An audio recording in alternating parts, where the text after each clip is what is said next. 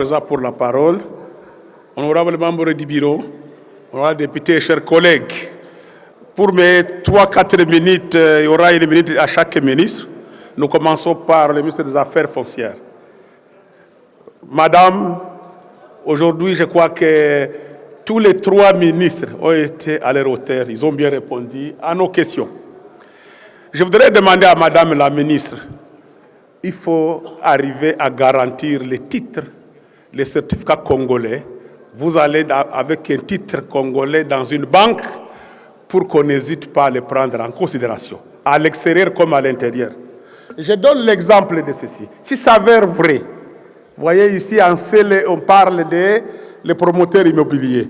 On parle sur une concession d'autrui qu'on va démolir en juillet. Les gens ont souscrit, ont construit. Honorable Président, si réellement les dossiers ici pour un Célé, sur une concession d'autrui, on a autorisé à construire, les gens ont souscrit et on arrive à les déguerpir, c'est très grave.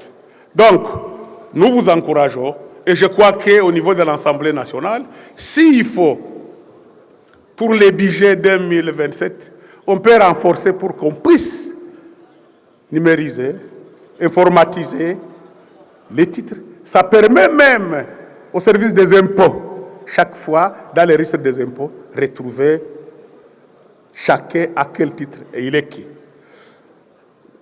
Côté ministre de la formation professionnelle, Monsieur le ministre, on parle de créer des millionnaires congolais, des entrepreneurs.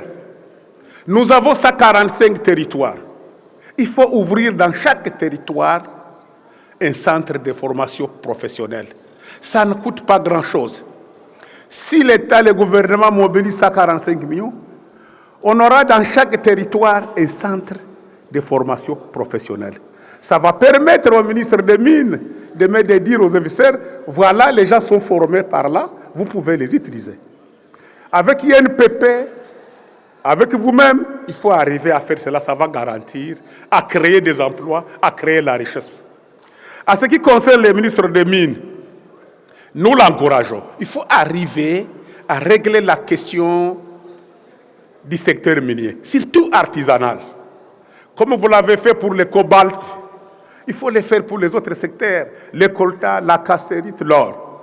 Aujourd'hui, on parle de la Banque centrale qui veut acheter l'or. C'est avec ça que le pays aura la garantie et aura des supports pour la monnaie. Parce qu'avec ça, on peut l'acheter en francs une partie et une partie en dollars.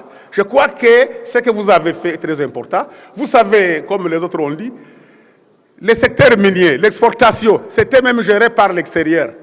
Pour qu'on exporte nos propres produits, il fallait que les organismes internationaux viennent pour certifier, pour accepter que les produits, ça provient du Congo. Si réellement les ministres vont continuer à assainir le secteur et arriver, comme on a fait avec Arescom, je ne sais pas si Arescom aussi prélève des frais ou ça n'empêche, c'est vrai, parce que les autres organismes prélevaient plus de 500 à 1000 dollars par tonne et l'argent ne rentrait pas au Congo, restait à l'extérieur. Si vous pouvez arriver à organiser ces services et arriver aussi à avoir une sorte de guichet unique, ça va rassurer les partenaires pour venir investir au Congo, surtout dans le secteur minier. C'est un secteur très important et c'est un secteur où nous devons nous y mettre pour développer ces pays.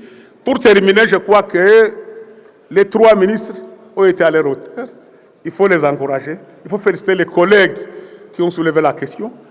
Là où j'étais, j'ai vu des messages venant même de l'extérieur, disaient maintenant on voit que l'Assemblée nationale, il ne faut pas continuer avec des questions d'actualité. Il faut faire des questions orales avec débat et les ministres vont s'expliquer et les gens vont savoir que leurs ministres travaillent et les députés travaillent. Je termine en disant, même si la formation professionnelle ouvre des centres de santé dans chaque province, vous pouvez impliquer même les députés.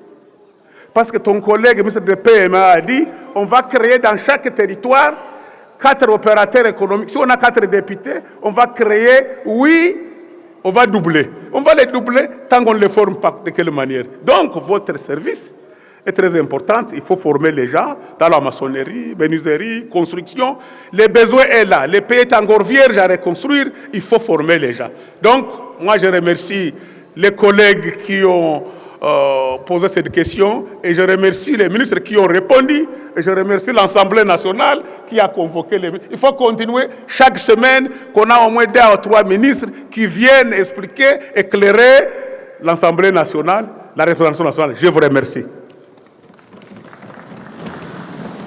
Merci beaucoup, chers collègues.